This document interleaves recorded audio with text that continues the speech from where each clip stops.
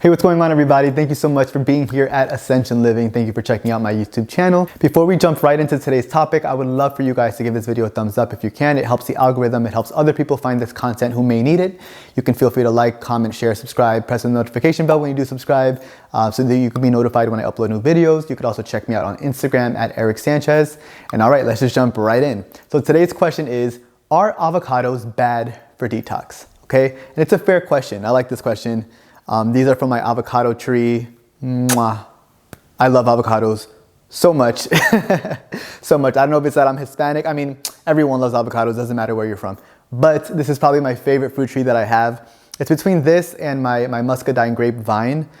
Oh, I love avocados so much. So let's get into this question. So the reason why people usually ask if avocados are bad for detox is because they are higher in fat. Okay, so the average Hass avocado, which is what this is, has about 22 grams of fat, okay, in a single fruit. So think about guacamole. Guacamole, you can use like 2 or 3 avocados for like 1 serving. So that's a lot of fat. If you look at the detoxification pyramid, and you know what I'm talking about if we work together, there's a detoxification pyramid and there's different levels of detox, right? The top level of detoxification would be something like dry fasting or water fasting, things that take us a while to build to.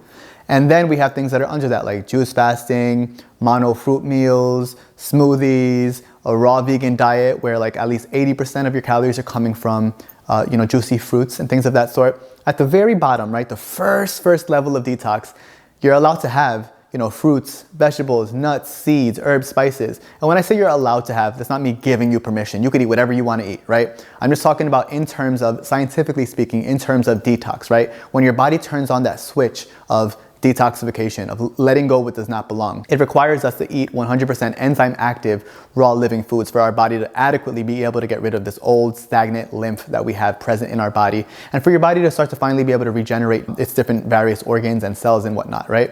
So on that first level, you do have fats like nuts and seeds.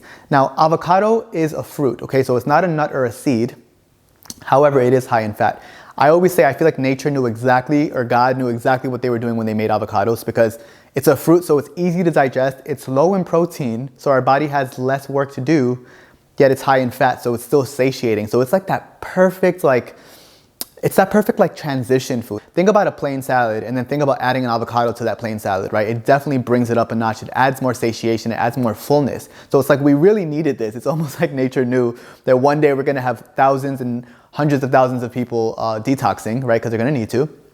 And this is gonna be the food that's gonna help them do it. I've had so many people tell me, if I just had access to fresh avocados, I would be able to detox, right? I've had clients in Alaska, I've had clients in Iceland, I've had clients in really cold places, and they rely on things like avocados, which are very expensive in those areas, which is why I say that if you live in a tropical area where you can grow avocados, okay, you don't need a lot of room, but if you can grow an avocado tree, do it, okay? You save a lot of money.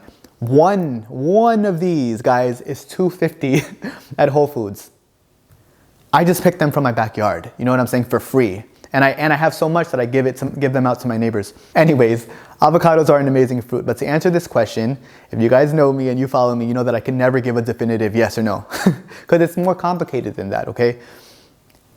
Avocados do slow down detox because they are higher in fat. So does that mean that if you went and you had a mono grape diet, mono watermelon diet, water fasting, you're going to detox faster than if you were to include avocados? Absolutely. But however, I've been doing this for years now and I've worked with hundreds of people. If this is going to keep you on a raw vegan diet, okay, this is going to keep you on your diet because you need this to balance out, I'd much rather you do this, because on the other end of that spectrum is, guess what? You do a 21-day juice fast, you do a 30-day juice fast, you do a 90-day juice fast, or you do 2 weeks low-fat raw vegan, and then you break that fast with something like pizza, right? I had a client, I've talked about this before, I've had a client, and he's allowed me to talk about this, I'm not gonna share his name, but he did a 60-day juice fast and then broke it with pizza. He broke his fast with pizza and ended up in the hospital, okay? So we don't do things like that. If this is gonna allow you, this fat is gonna allow you to stay raw vegan, if it's gonna allow you to eat raw, living, vibrant foods, of course I want you to do this. Whatever's gonna help keep you there. With that being said, it's always push and pull. It's always a little bit of give and take. Detoxification is an art, and I talk about this a lot, okay? Detoxification truly is an art. It's not about just hitting it hard, doing nothing but like oranges for 3 years and crashing and burning and getting some type of deficiency in there, right?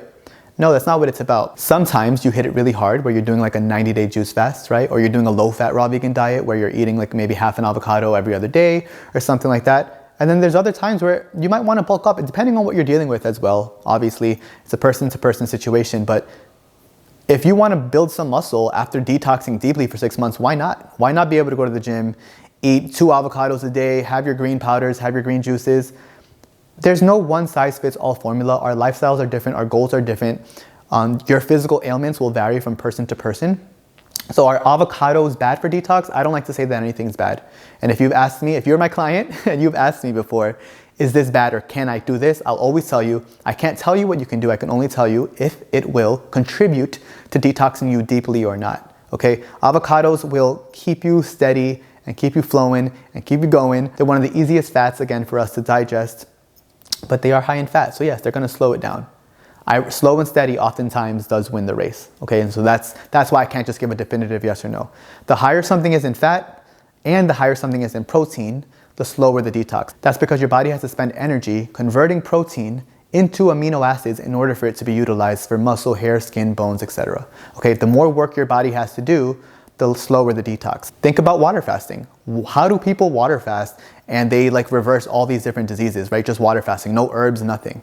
And this is not me encouraging you to do that. I think everybody should work their way up to a fast. I didn't do my first water fast till after like a little over a year on a raw journey, right? How are people water fasting and getting rid of their physical ailments?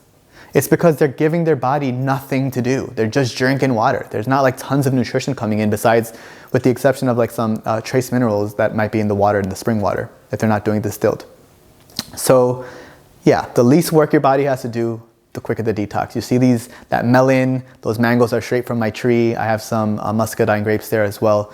These are the fruits that you want to consume in general. I would love for humanity to be consuming them in general, but definitely if you want to up your detox, you would want to do more of those, less of these, but if this is going to keep you on track, go for it.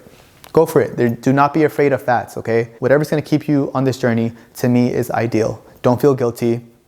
We're going to talk about that in future videos as well. We'll talk about food guilt. We'll talk about food addiction. Okay, I have a great video coming up about that. Have fun with this. Have fun with this. Enjoy yourself. Enjoy the different flavors that nature has to offer. Do not limit yourself necessarily, you know. Again, it's an art. Find out where to pull back a little bit. Find out where to give in a little bit. There's all these different things that you have to take into consideration on your own journey. All right, guys, well, I guess I'll wrap it up with that. If you like this video, again, if you can please give it a thumbs up, if you can press subscribe and then the notification bell so that you can be notified when I upload a new video, I would greatly appreciate that. Thank you for helping this channel grow. Thank you for joining the Ascension Living family. If you are interested in working with me on your healing journey, you can hit the link in my description. Ascensionliving.co is my website. Tons of resources there, tons of blog posts. You can check out my services, scroll all the way down so that you can see what I have to offer. And if it's in alignment with something that you're looking to do, I will be happy to coach you through that journey. Thank you again so much for being here. Stay vibrant and stay healthy.